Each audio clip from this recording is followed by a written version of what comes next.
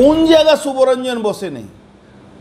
Officially বলছি তো, নওশাদ আর শেখ রাজা ওখানে চলে যান। বাঙালি হিন্দুদের জমি পুকুর জোর করে দখল করে বেআইনিভাবে একটা আপনি কাঁচরাপাড়া দেখবেন, নূর বলে একটা লোক আছে, আপনার দলিল দেখলেও আপনার এগেনস্টে দলিল বানিয়ে নেবে।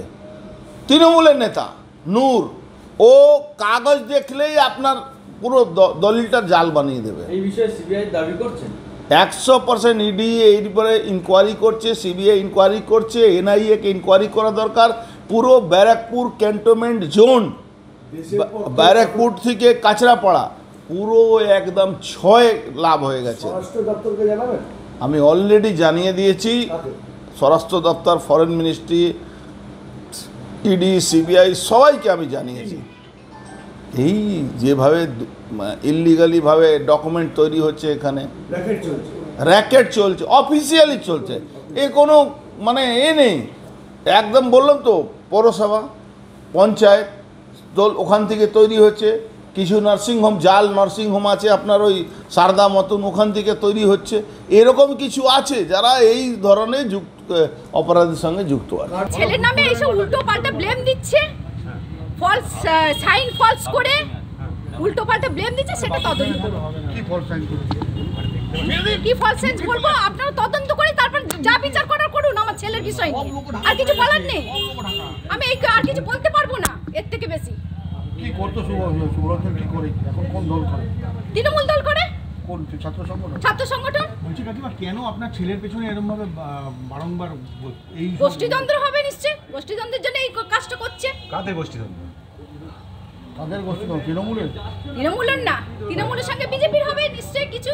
শুভরঞ্জন ছাত্র নেতা। তৃণমূলের মধ্যে কি কেউ ওকে ফাঁসাচ্ছে?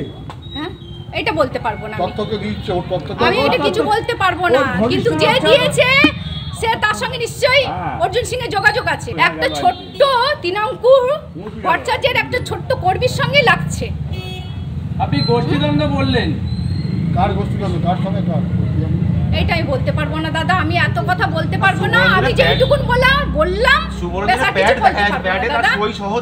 আর কিছু বলতে পারবো। হ্যাঁ, আপনারা তদন্ত করুন, এটা সইটা কি সার্টিফিকেট তৈরি করেছে, কি করেছে না করেছে, সব তদন্ত করুন। প্রথম কথা, এই ব্যাপারে আমার কাছে কোনো জানকারি নেই, আমি কিছুই জানি না এই বিষয়ে, আপনি আমাকে বলছেন।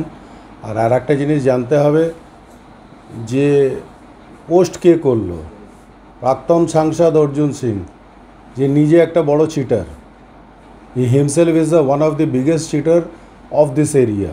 পশ্চিমবাংলায় যদি চিটারের লিস্ট তৈরি করা হয়, তাহলে সেখানে 1 আর 2 নম্বরের মধ্যে উনি চলে যাবেন। আমি বলবো 1 নম্বরে। যে ব্যাংকের কাগজ ফ্রড করে, যে ভাটপাড়া পৌরসভার কাগজ ফ্রড করে লোন তুলতে পারে, টাকা নিতে পারে, নিজের জামাইয়ের নামে এখনও টাকা নিয়ে বসে আছে, তার মতন বড় চিটার আর কে হতে পারে? সাধারণ পাবলিকের টাকা, সেই টাকা পর্যন্ত চিট করে বসে আছে, বিভিন্ন লোককে চাকরি দেওয়ার নামে টাকা নিয়েছে। তার আঙ্গপাঙ্গ সাকরের যারা আছে তাদেরও দেখবেন বহু দুর্নীতি আছে, তারা কয়েক কোটি কোটি টাকা তুলে নিয়েছে, কাউকে গাড়ি বার করে দেবে, কাউকে কিছু বার করে দেবে। তো ওই প্রাক্তন সাংসদের কথার কোনো মানে কি বলা যায়, মানে আমি টুইট দেখিনি, আমি ওনার টুইটও দেখি না, কারণ আমি জানি ওনার টুইটটাও ওরকমই জালি, ঠিক আছে। আর ওর কথার কোনো ভরসা নেই, ওর কোনো কথার কোনো দাম নেই। ওর কথা হচ্ছে ফেকুয়া কথা, যখন যেটা ইচ্ছে আসে বলে দেয়। আমি তো বলেছি ওর মাথা খারাপ হয়ে গেছে, ওর মস্তিষ্ক খারাপ হয়েছে, যখন যা ইচ্ছে লিখে দিচ্ছে।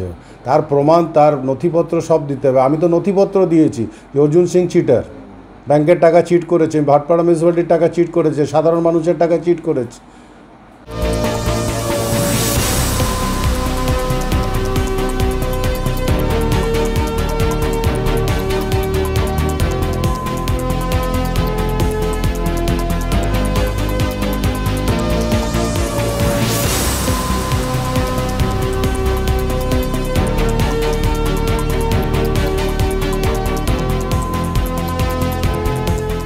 ফলো করুন সংবাদ প্রতিদিন ডিজিটাল।